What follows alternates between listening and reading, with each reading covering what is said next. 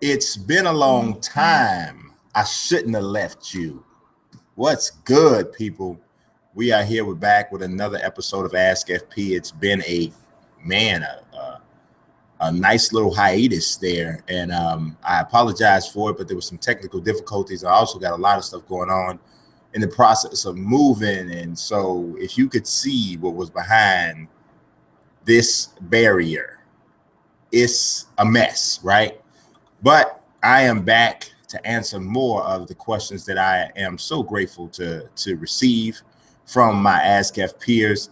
Nobody knew how early this show was going on, and I didn't want to throw the time out because I know everything is in flux right now, but I definitely had committed to making sure that this show went on today. And I'm going to answer some of the questions I got. Some of the older ones I got were kind of like not time relative anymore, or time relevant, I should say. So I sifted through the ones I could and couldn't answer. But you guys are free to unload Ask FP questions at your normal pace moving forward. I got this technical situation down, I believe. And so without further ado, we're going to jump into that was a rhyme. Without further ado, we're going to jump into, bars. I spit hot fire.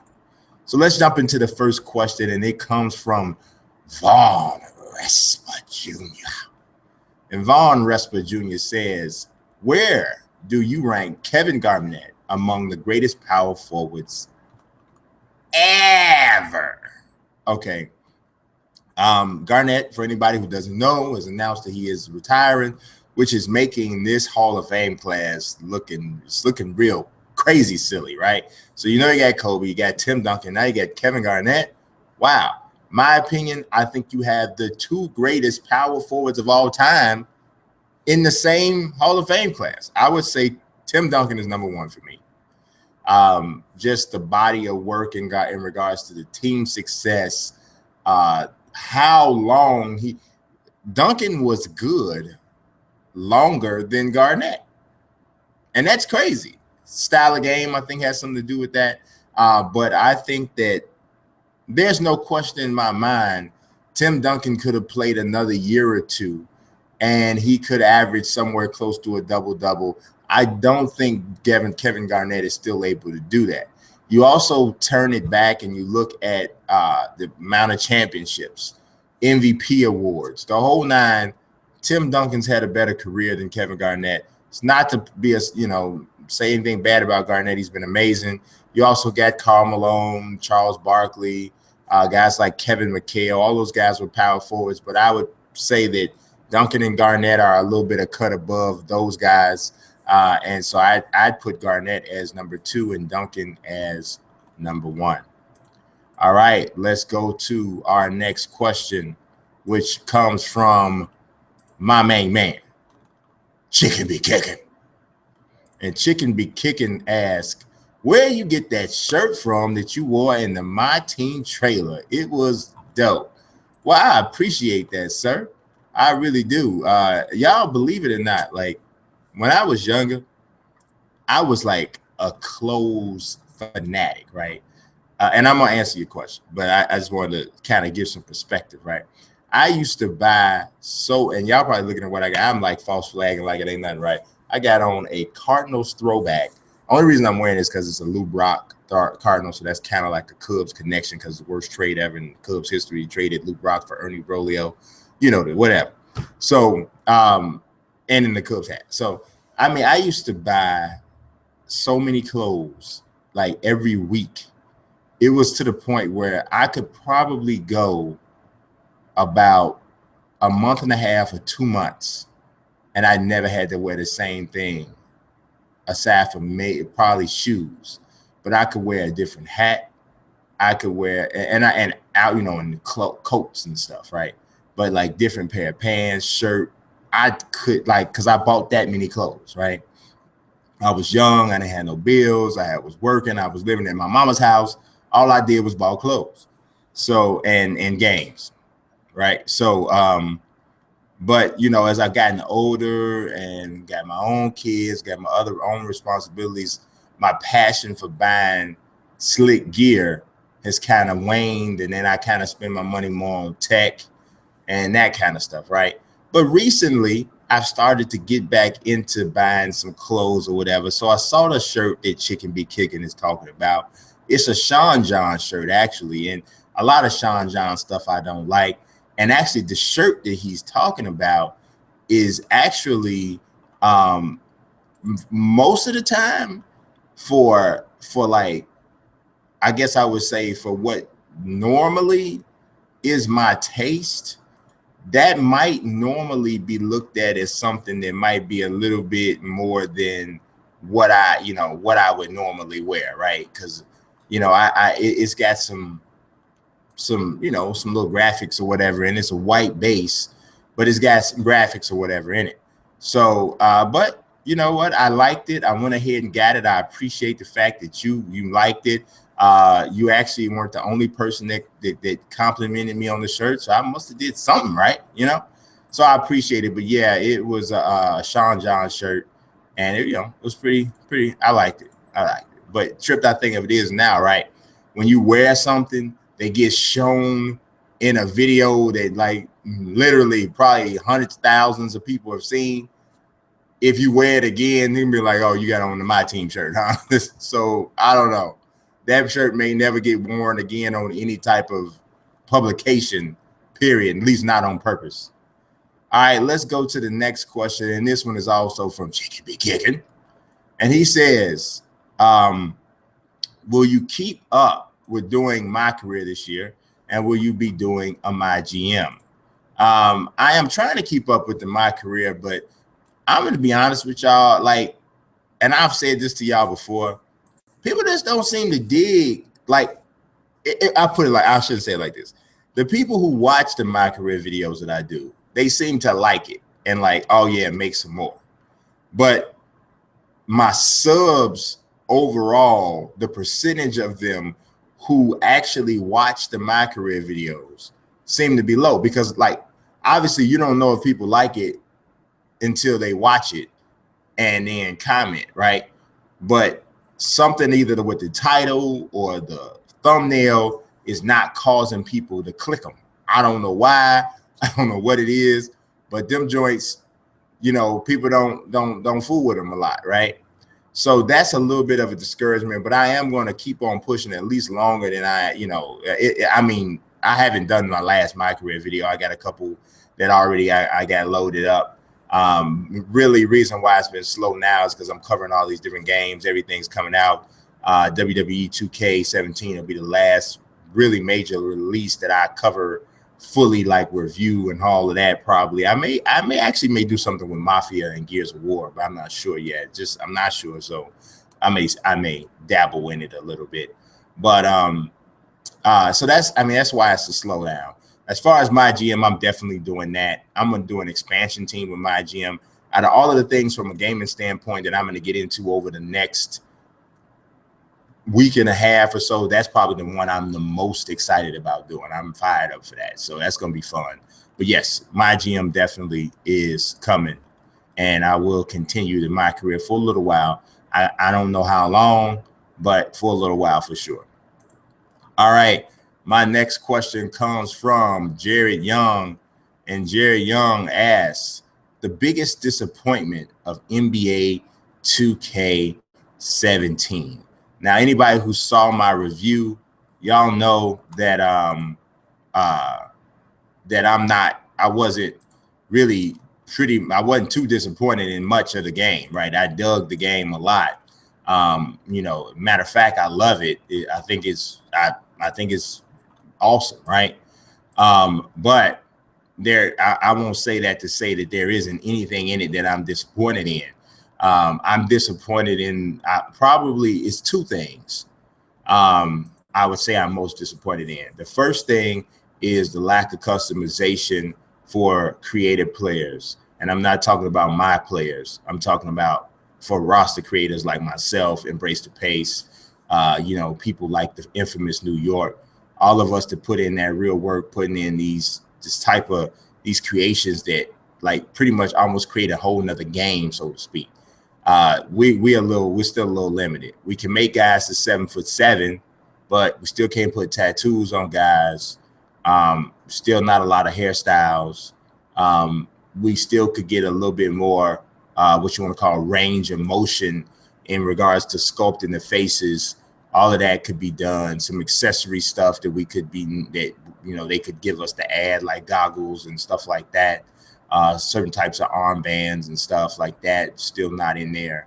That's a disappointment. The other disappointment, and probably the only other real disappointment I have in the game, is that there is no draft mode in my team.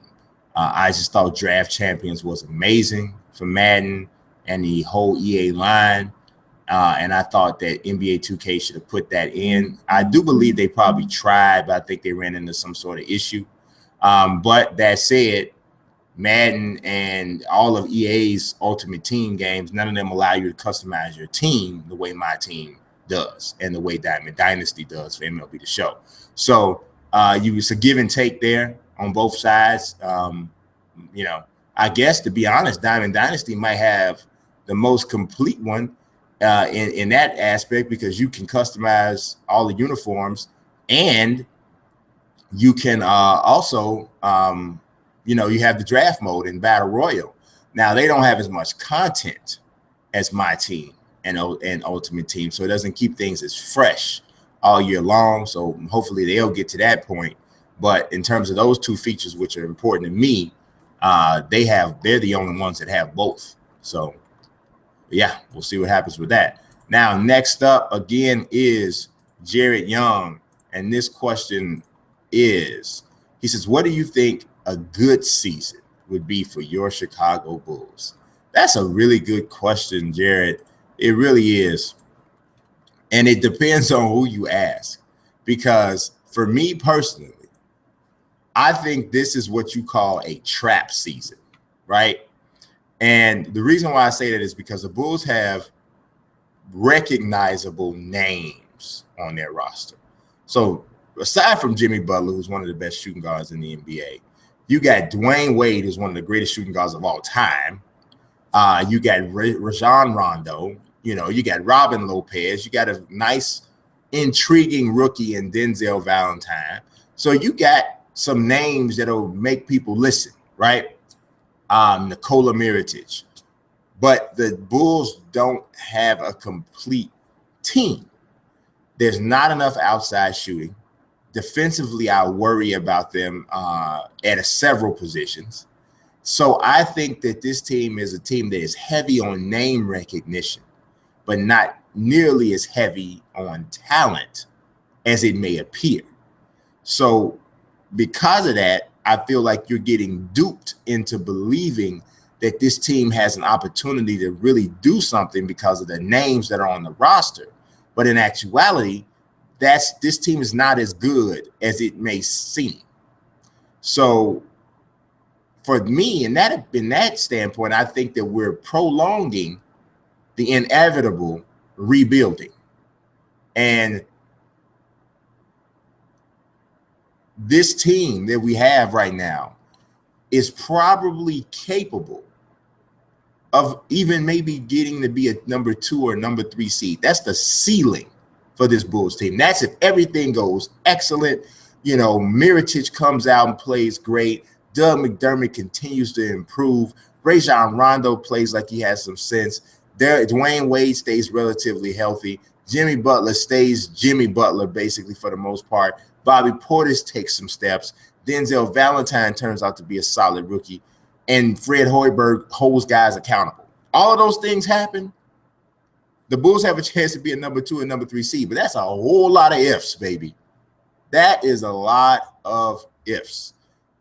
A more realistic look at this Bulls team is a team that finishes somewhere between the 5th and 7th seed or 4th and 7th seed. Has some injuries here and there that they have to deal with, but they finish somewhere in there. Here's the thing. Is that a championship level team? No, it's not. So then now therein comes the duping. We're duped into thinking that it's something that it isn't. And ultimately, we're going to end up at a place where we got to rebuild anyway. So a good season for me, for the Bulls, would be one that everything completely falls apart and we're forced into a high piece of the lottery. That's a good season for the Bulls to me, because that's the one that is the most productive in the long term. Now, if I want to be a person who is going to always just power into saying, hey, no, we got a chance. I believe in my roster. Go, go, go. I've never been that type of fan. I'm a realist. If my team's not good enough, I'm going to tell you. And I don't think that makes you less of a fan because you're realistic. But if I was an unrealistic fan, hey, I'd say, hey, I think Eastern Conference Finals is a good season. And I think, to be honest, if that first scenario I gave you, where all those guys stay healthy and people step up, I think that's a legitimate possibility in the East, Eastern Conference Finals trip, and you lose to Cleveland. But then my question would be, haven't we done that already? Haven't we done that already? How many more times does LeBron James need to put his hand on top of our head and little brother us like that? I mean, we don't need that anymore, right? So it's all about perspective. I think I answered it in two different ways, but there we go. All right, let's take a look at the next question. And this one comes from Victor Daniel Torres. And Victor Daniel Torres says, is RG3's career over with his most recent injury? Is his career over? Probably not. But I wouldn't be shocked if this was potentially the last opportunity he had to be special. His body just is not going to hold up to the rigors of the NFL, especially with him playing the way he plays. He takes hits that he should not take and that his body physically cannot withstand. Because of that, he ends up on the shelf a lot. At some point, you got to wonder just how much more of that can he take, or how much more of that is he willing to take. RG3 is not a dumb guy. He probably has done well with his money. He got a ton of it when he signed his rookie deal. So I don't know. And that always comes into play. Yeah, at some point, a guy has to ask himself, am I done? And am I all right if I am done? If the answer to that last question is yes, a lot of guys will walk away. So we'll see what happens. Next question is also from Victor Daniel Torres, and I really dig this one. He says, is Lamar Jackson overrated? Man, I don't know about overrated. That guy, for anybody who's not necessarily a college football fan, Lamar Jackson is the dynamic 6'3" quarterback for Louisville, who has silly speed and athleticism. If you missed it, Mike Vick said he was 5 times better than he was at this time. And anybody who remembers Mike Vick knows that we're talking about one of the greatest and most dominant college football players you ever want to see in Mike Vick. So Lamar has better height than Vick, obviously. I don't think he's quite as fast. I was talking to a buddy of mine, and we were trying to compare speed, and I was like, man, Lamar Jackson is really fast, especially for a quarterback. But Mike Vick was just fast, period. He wasn't just fast for a quarterback. Mike Vick was the fastest dude on his team. Even when he was 30, he was the fastest guy on his team when he was playing for the Eagles. So, I mean, Mike Vick's speed is on a whole nother level. I don't think that Lamar Jackson's arm is quite as big as Mike's, but Lamar Jackson's a bigger guy at 6'3". So he may be able to take a little bit more of a pounding than Vick could.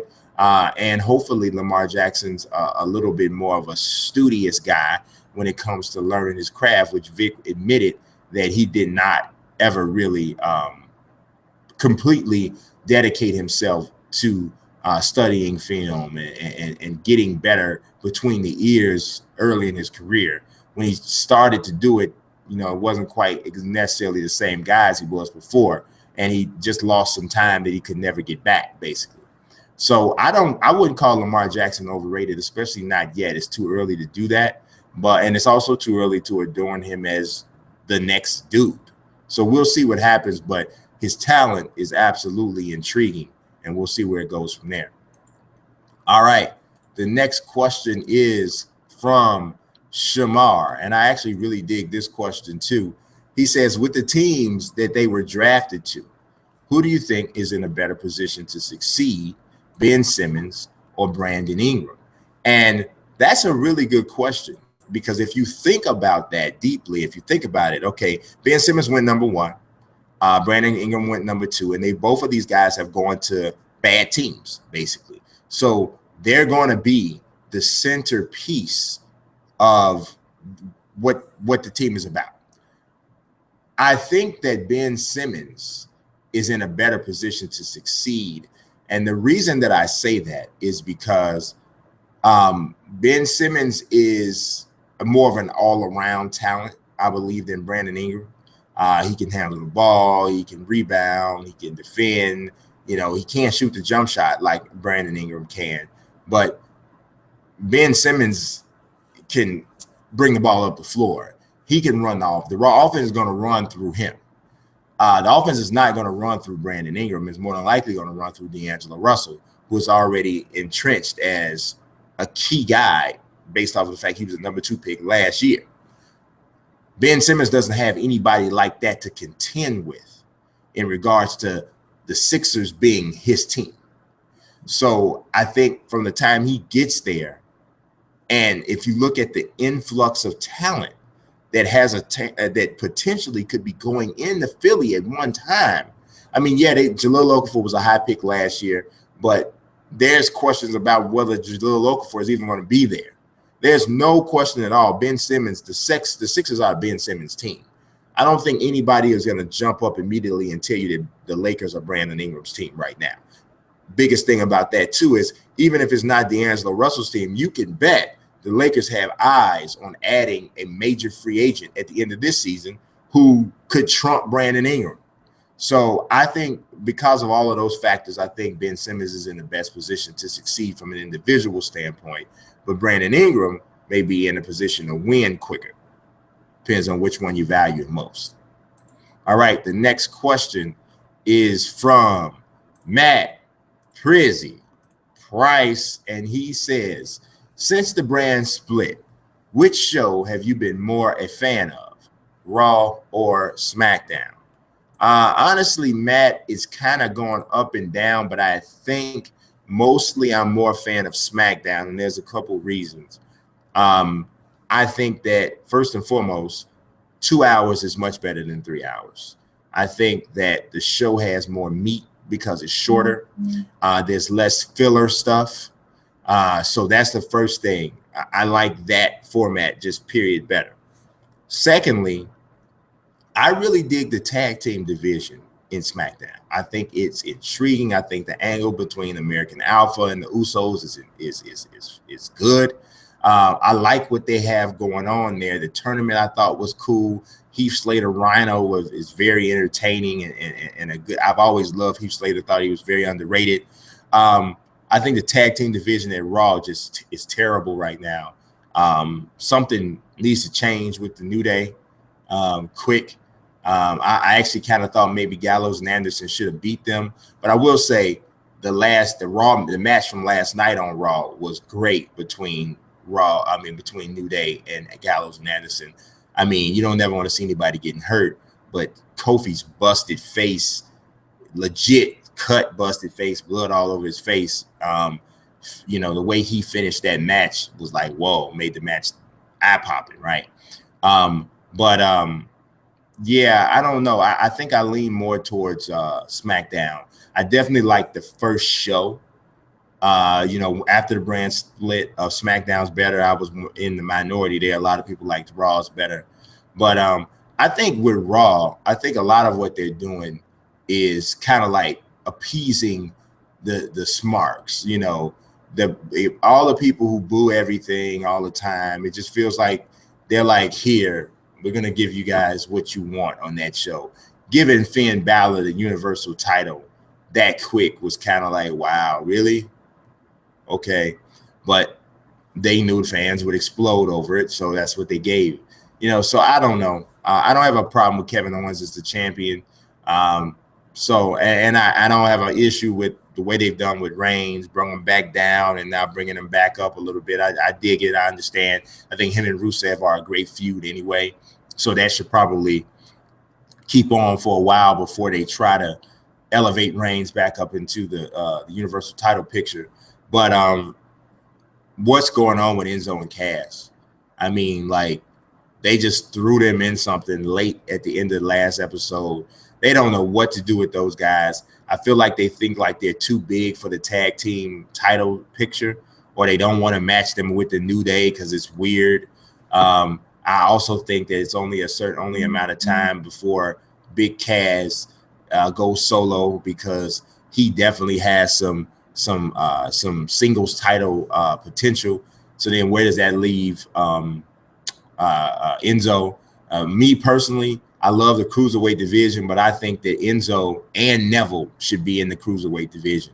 I think it would add a great deal to that. I mean, Neville's a great in-ring performer. I think they should flip him heel. Him and TJ Perkins could have a great feud. And Enzo, they need a mic presence like that in that cruiserweight division. There's nobody in that division that can command anything on the mic, and Enzo can definitely do that. So we'll see what happens, but I would have to say I lean towards SmackDown.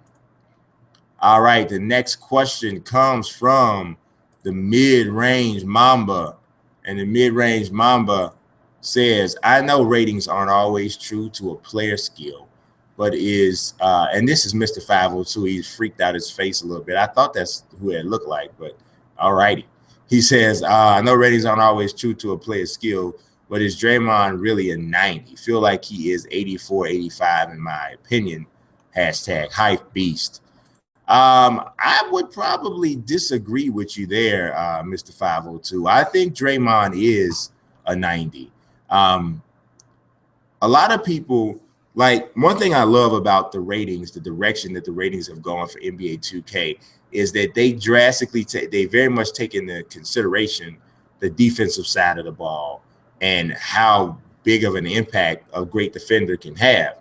Draymond is that type of great defender. Not only that, he's an above average three-point shooter. He's an above average ball handler. He's a much above average passer. And he can score close to the basket fairly well too. If you add all of that in, first and foremost, I'd ask how many people in the NBA can say that they have that skill set. An elite defender, a very good ball handler, very good passer, above average three-point shooter, and capable to score around the basket. If you make a short list of people who have that skill set, pretty much those guys are rated about a 90.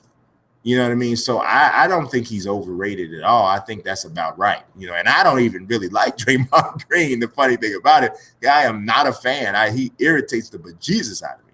Like, he just, oh my God. But I cannot lie. The guy is big time. He is big time for sure. So there it is. All right. We got, let's see, we got a few more here. We got about 5 more questions before we go to the end here. And the next one comes from Von Respa Jr. You thought we was through with Von, didn't you? We thought we was through with Von, but we are not. He asked, better triple threat match, Daniel Bryan versus Randy Orton versus Batista, or Rollins versus Lesnar versus Cena? Man, this is not even close to me. The Daniel Bryan, Randy Orton, Batista match was good. It was. And I think it's pretty underrated. But it ain't nowhere near compared to Rollins, Lesnar, Cena. That triple threat match was amazing. It was booked great. Lesnar destroyed the both of them for most of the match. And when they tricked it and he didn't end up getting the win, the way it pulled off, the way it happened was so believable, the way it went down. I mean, that was a story. That was a good example of telling a story in that match. And I just really think that that one was the best, definitely was the best. But if you really think about it, if you talk about some of the best matches you've seen in WWE over the past 24 to 36 months, Seth Rollins and John Cena are in a lot of those joints. So people can hate on Cena all they want, but if you think about the best matches that you have seen, you know, hey, come on now, guys. You know, come on.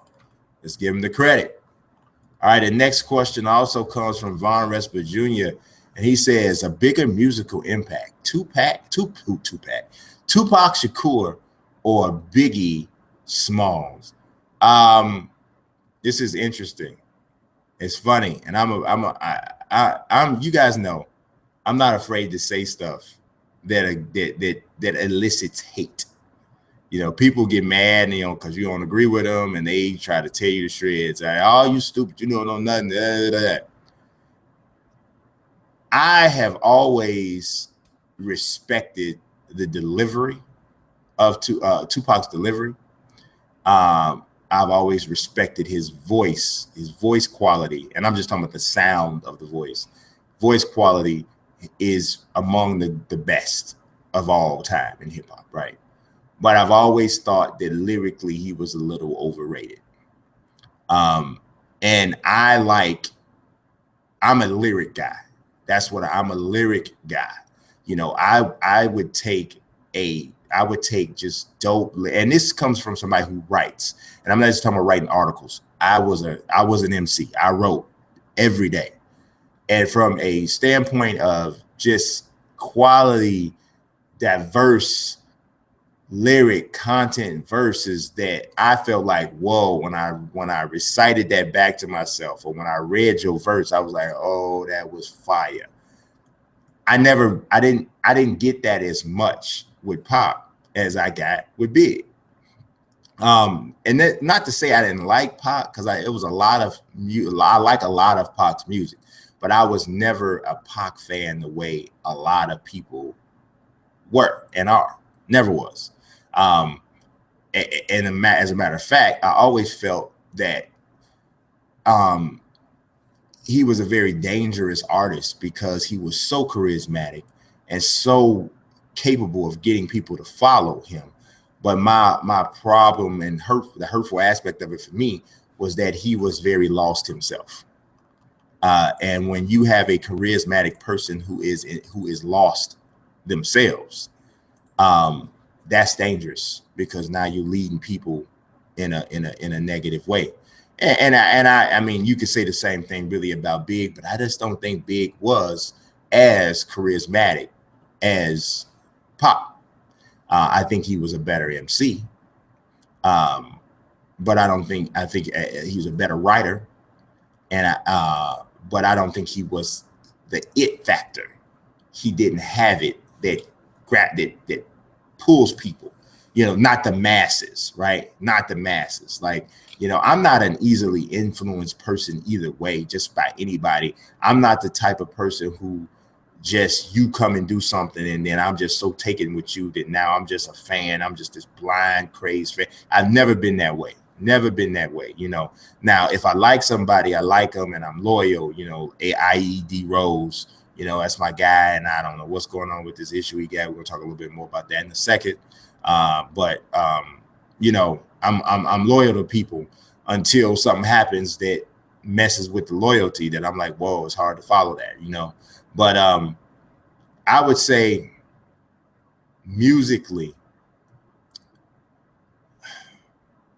I hear a lot of people say how much of an influence Pac was. But if you listen to the music itself, I almost want to say Big was more influential I think Big was more influential from a music standpoint, but from a cultural standpoint, I think Tupac was more influential, if that makes any sense. I think from a social standpoint, I think Tupac was more influential, but I think Big was more influential musically. Because if you look at the way he influenced Jay-Z, and thus Jay-Z influenced everybody, you know what I mean? I think if you break the tree down in that way, I think it's Big there from a music standpoint. All right, the next question comes from Michael Rigsby Jr. And Michael Rigsby Jr. says, Megatron or Beast Mode, which players miss more by their respective teams?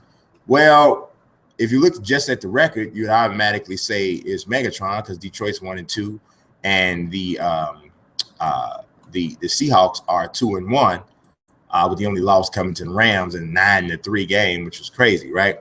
But it's so funny. I really think if you flipped it around, I think the Seahawks would benefit more from having Calvin Johnson than they'd benefit from having Marshawn Lynch. And I think the Lions would benefit more from having Marshawn Lynch than they would benefit from having Calvin Johnson. So if you could swap it and have them return and go to the opposite teams, I think both of those teams would be like, oh my God, right? I think that the Seahawks are going to be able to run the ball at some point effectively. But they really could use a dynamic wide receiver, a guy who can really change things. And obviously that's what Megatron would be. But the Lions are having a really hard time running the ball. And obviously it's about offensive line first. But they're not getting much out of Theo Riddick and those guys. So, that's what I think. I don't know if either one of them the teams missed that player specifically, but I'd probably have to say Detroit if I had to pick one. All right, now this is the final question of the day, and I told you we would talk about DRose, and this one comes from Triss, and Triss says, will DRose be the first NBA MVP to not make the Hall of Fame? That almost was the question of the week, people, because it is serious business. If you look at every single player that has won the NBA MVP, every one of them is in the Hall of Fame or a absolute lock for making it. So we're talking about LeBron, Kobe, Steve Nash, Garnett, Nowitzki, people who are not yet, Tim Duncan, who are not yet eligible. But we know Kevin Durant, Stephen Curry, guys who we know who basically don't have to do anything else in their careers. Steph Curry doesn't have to do nothing else. He's going to the Hall of Fame. Like, people can say what they want to say, but you win back-to-back MVPs, win an NBA championship, be the best player on the team that broke the regular season record for wins. Yeah, I don't care if you're 27 to 28 already and you only play 70 seasons or whatever you played. He's already going to the Hall of Fame. If he was to get hurt, God forbid, tonight and he can't play anymore, he's going to the Hall of Fame. Same thing with Kevin Durant. Even though he hasn't won a championship, he's still a Hall of Fame, right?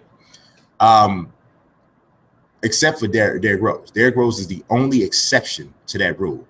He's the only guy who has won an MVP whose Hall of Fame resume is not complete. And that shows you, that properly puts into perspective what happened, like the magnitude of what has happened to Derrick Rose's career. And it's sad. It hurts me as a Chicago fan and a Derrick Rose backer or supporter, because, man, youngest MVP ever. And it has really been all downhill since, in every way, shape, or form. I believe physically he's still capable of playing well. I believe he was going to be an all-star this year, but this legal case is troublesome for a lot of reasons. It's troubling because of the nature of what it is. Being accused of rape is, in my opinion, one of the worst things anybody could ever be accused of. And obviously one of the worst things you could ever be guilty of, if that's the case. Nobody knows for sure what happened, except for those people who were involved or not involved, or involved to a degree. I feel, that right now there's a chance that the criminal aspect of this, because at first the criminal aspect of the case was supposed to be dismissed, but now there's a chance that that's not dead yet. And there's definitely an active civil suit. This is a significant situation. I mean, this is not just something. This is significant, because even if Derrick Rose is somehow cleared in this situation. Being accused of rape is one of those accusations that no matter when you get cleared or not, it always still remains a thing on this person's name, because people automatically say that you're somewhat guilty of something. And it's a difficult thing to live down. I think that, you know, I always say that if it happened, absolutely, you are supposed to be punished to the fullest extent of the law. But I believe also that if someone makes that type of accusation and it's not true, and they are proven to be untruthful, then I think that person should face the same type of consequences. If you accuse someone of rape and you're lying, I think you should go to prison if you're lying, because you have literally tried to ruin another human being's life, much in the same way a rapist would is trying to ruin their victim's life. And I just don't think that there are enough consequences out there for people who are lying. Now, some people say, well, if you do that, then you'll discourage victims from actually coming forth. And I can understand that, because, you know, a lot of it is fear and shame and embarrassment. That's why it's such a horrible, heinous crime, you know. But there are people in the world who will try to take advantage of a situation, and they will try to hurt another person by lying on them. And I don't think it's fair that if that is the case, and I'm not saying that's what's happening with Rose, he could very well have been out of line and done something he wasn't supposed to do. But if these people are lying, I just feel like there needs to be more accountability for telling lies, especially of that magnitude. So the question was, is he going to be the first player not to make the Hall of Fame that won the MVP? I would have to say the odds are that is going to be the case, and that's even without the legal case. Rose is not physically the same guy he was. He's still capable of doing a lot of great things, but to me, in order for him to re-solidify a Hall of Fame resume, he needs to play for 5 to 7 more years at a relatively high level. And then he needs to go to probably 3 or 4 more All-Star games, and they need to win it. He needs to win a championship. If you step back and you look at where Rose is right now,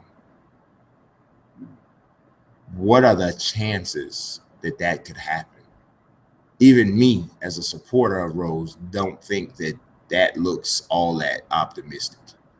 You know, that doesn't look all that like, you know, that all that practical. So it's a shame. It's terrible, actually. It's really messed up from several different angles. It's messed up. So that is all I have for today. I hope you guys enjoyed this episode of Ask FP. We'll be back next Tuesday. Until then, I appreciate you watching as always. God bless and peace.